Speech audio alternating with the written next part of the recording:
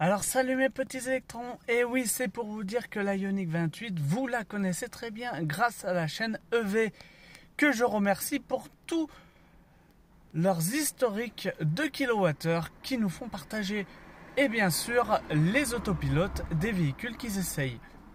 Je trouve ça tip top. Et comme vous l'avez très bien compris, la Ioniq 28 est une des plus efficientes du monde en électrique. Au-delà de la Tesla ou de la nouvelle Ioniq 6. Et oui, j'ai pris celle-là pourquoi? Parce qu'elle permet de faire autant de kilomètres que celle que j'ai actuellement, ça veut dire 300 km, en mode éco, parce que eux, ils ne conduisent pas en mode éco et pas forcément avec une éco-conduite.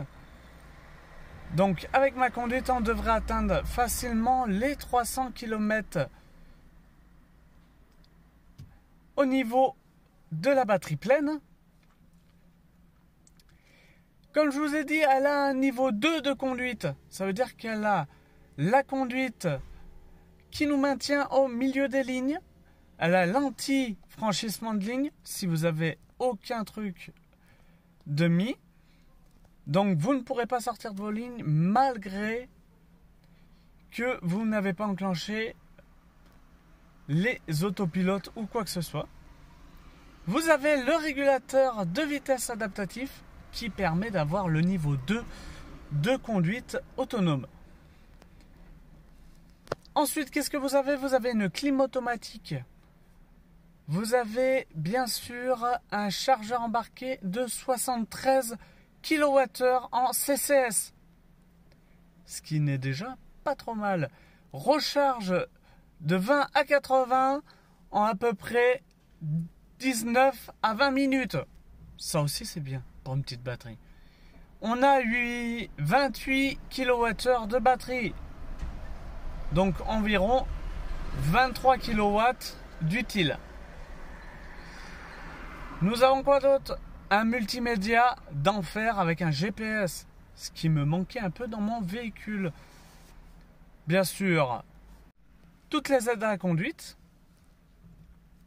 freinage d'urgence, détection des angles morts, sans oublier le freinage pour les piétons.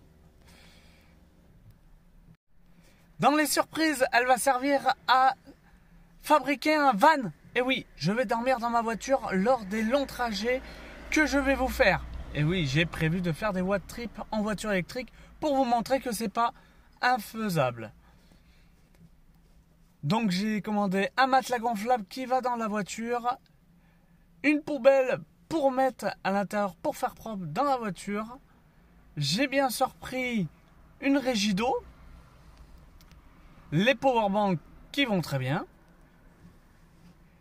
Il y aura aussi, sans oublier, des lampes sur les powerbanks en USB. Et oui, comme ça au moins, pas besoin d'utiliser sur votre batterie de votre véhicule. Le réchaud à gaz, et oui, il ne faut pas l'oublier parce que pour manger, c'est pas mal. Une glacière électrique, la plus basique, hein. C'est pas à compression, c'est juste une glacière électrique de Noroto, la plus bas de gamme. Mais elle fait très bien le job si on la laisse allumer tout le temps.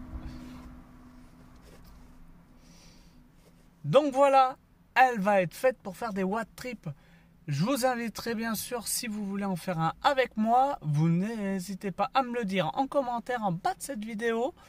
Si vous êtes partant, n'hésitez pas à mettre un like, à vous abonner, faire scintiller la petite cloche bien noire.